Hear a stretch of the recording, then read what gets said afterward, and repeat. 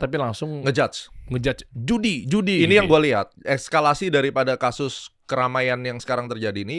Masyarakat akhirnya berpikir saham, kripto itu semua adalah judi, itu tidak halal, terus bawa-bawa agama. Nah ini yang harus kasih solusi, kita luruskan bagaimana menjadi solusi yang baik untuk pemahaman masyarakat gitu. Oke.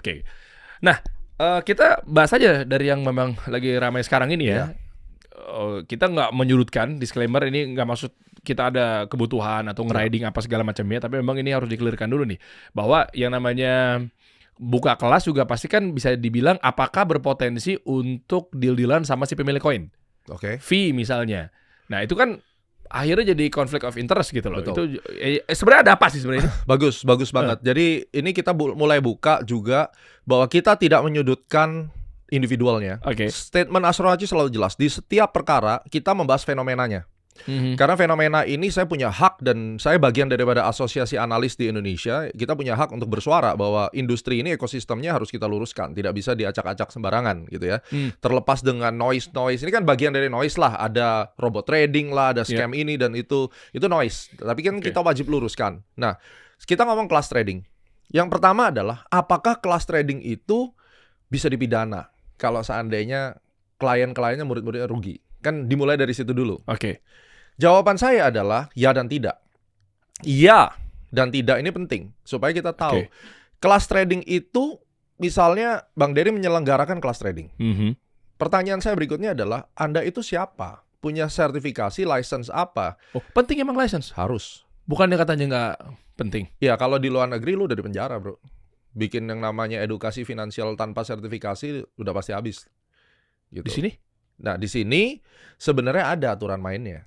Cuma belum diimplementasikan dengan benar. Jadi menjadi seorang trainer, guru trainer, itu aturan dari Kementerian Tenaga Kerja itu melalui Badan Nasional Sertifikasi Profesi (BNSP). Itu sebenarnya ada sertifikasi menjadi seorang trainer itu bagaimana?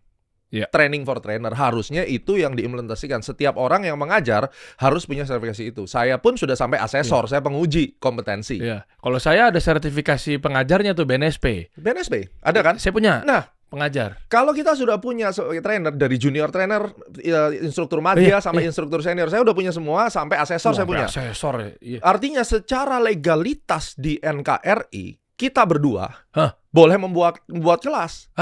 Anda bisa buat edukasi kelas umroh, boleh. Ya, boleh itu. Karena ada lembaga secara hukum yang membuat kita tuh layak sebagai pengajar.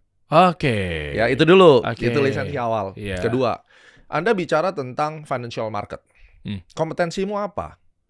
Di Indonesia ini yang menaungi kan ada OJK, ada Bapepti.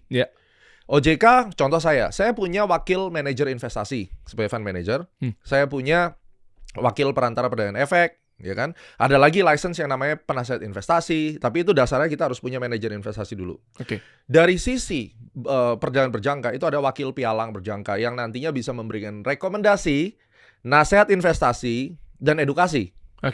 Nah, di dalam ini sertifikasi yang license ya. Ada juga sertifikasi profesi. Di mana itu dikeluarkan oleh asosiasi, misalnya Asosiasi Analis Efek Indonesia. Itu mengeluarkan yang namanya CSA, Certified Securities Analyst. Saya batch 4 tahun 2014 dulu. Terus ada Asosiasi Analis Technical Indonesia itu juga mengeluarkan sertifikasi CTAD namanya.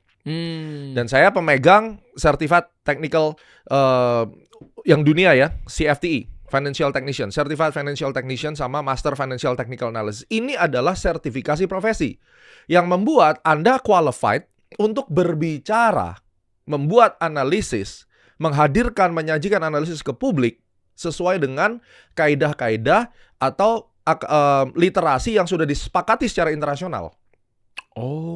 Ada nggak misalnya? Jadi jangan bilang bahwa nggak perlu bicara sertifikasi. Ini kasusnya bukan cuma sekarang. Dari tahun 2012-13, gila, waktu saya mulai sertifikasi itu orang udah iri, udah nyerang. Ngapain sertifikasi? Belum tentu untung. Emangnya kalau pakai sertifikasi pasti untung? Ini bukan masalah untung atau tidak. Sertifikasi itu bicara standarisasi dan memastikan produk atau layanan tersebut sudah mengikuti kaidah-kaidah agar tidak merugikan orang banyak.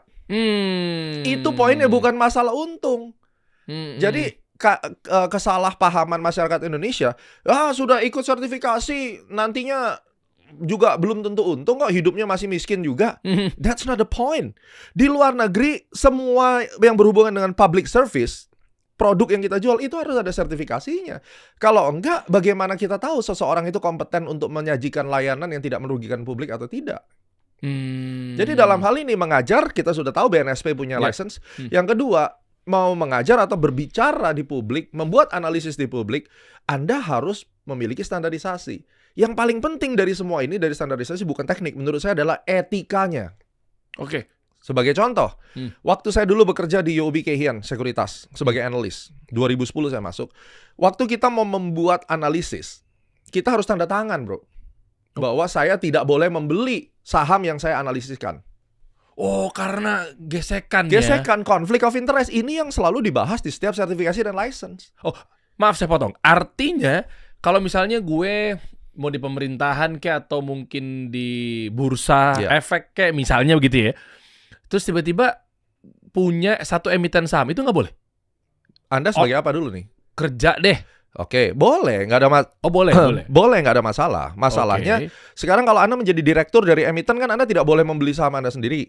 Itu kan ada aturannya demikian. Terus kedua, beberapa sekuritas itu juga mereka punya internal policy bahwa analisnya tidak boleh membeli saham yang dia rekomendasikan. Itu sudah jelas. Terus yang ketiga, secara aturan juga itu ada hukum pasar modalnya maupun hukum di berjangkanya. Anda bisa baca deh gitu ya.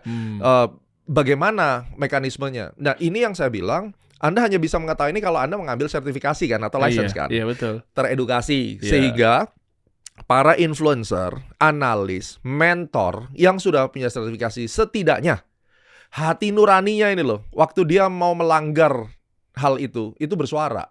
Ingat loh dulu waktu kita belajar di kelas ada aturannya begini. Nah, ini kan influencer yang terkenal karena YouTube yang tiba-tiba punya follower subscriber 1 juta, they don't even have any certification. They have no idea at all tentang bagaimana etika, bagaimana perilaku lu tidak merugikan orang. Nah, yang ketiga, ini yang paling parah.